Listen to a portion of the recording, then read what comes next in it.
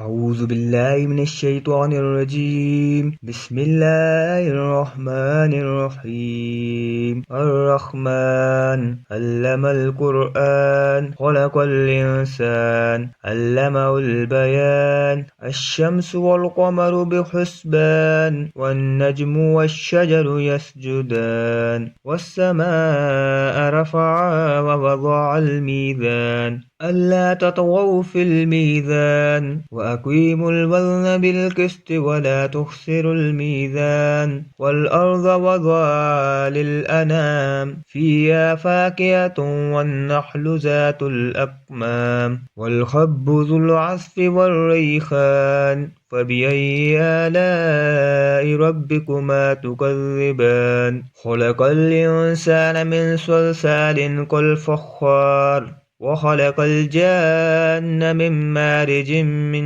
نار فبأي آلاء ربكما تكذبان رب المشرقين ورب المغربين فبأي آلاء ربكما تكذبان مرج البحرين يلتقيان بينهما برزخ لا يبغيان فبأي آلاء ربكما تكذبان يخرج منهما اللؤلؤ والمرجان فبأي آلاء ربكما تكذبان وله الجوار المنشآت في البحر كالأعلام فبأي آلاء ربكما تكذبان كل من عليها فان ويبقى وجه ربك ذو الجلال والإكرام فبأي آلاء ربكما تكذبان يسأله من في السماوات والأرض كل يوم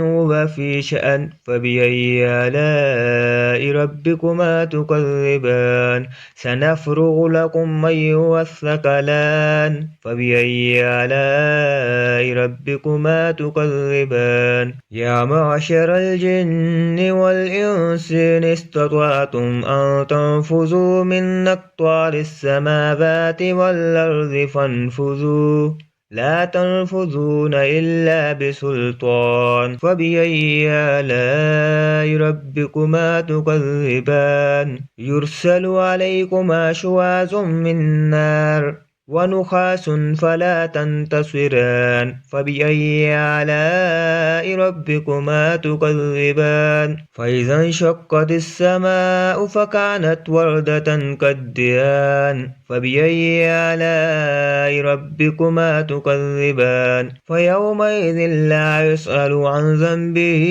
إنس ولا جان فبأي آلاء ربكما تكذبان يعرف المجرمون بسيماهم فيؤخذ بالنواسي والأقدام فبأي آلاء ربكما تكذبان هذه جهنم التي يكذب بها المجرمون يطوفون بينها وبين حميم آن فبأي آلاء ربكما تكذبان ولمن خاف مقام ربه جنتان فبأي آلاء ربكما تكذبان ذواتا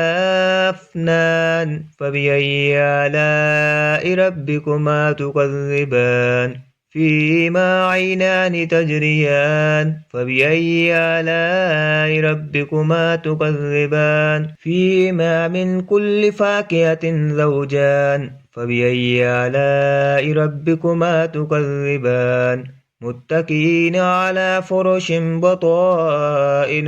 من استبرق وجنى الجنتين دان فبأي آلاء ربكما تكذبان فيهن قاصرات الطرف لم يطمثهن إنس قبلهم ولا جان فبأي آلاء ربكما تكذبان كأنهن الياقوت والمرجان فبأي آلاء ربكما تكذبان هل جزاء الإحسان إلا الإحسان فبأي آلاء ربكما تكذبان ومن دونهما جنتان فبأي آلاء ربكما تكذبان مدهامتان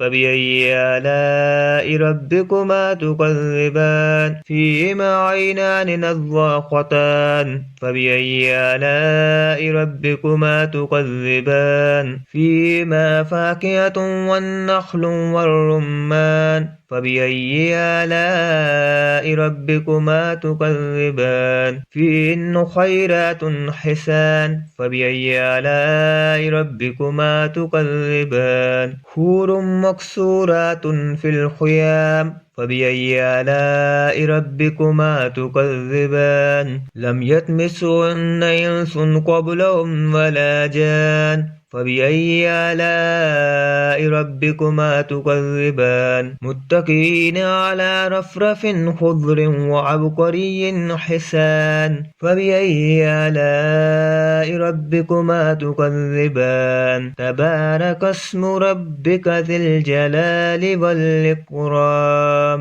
صدق الله العظيم.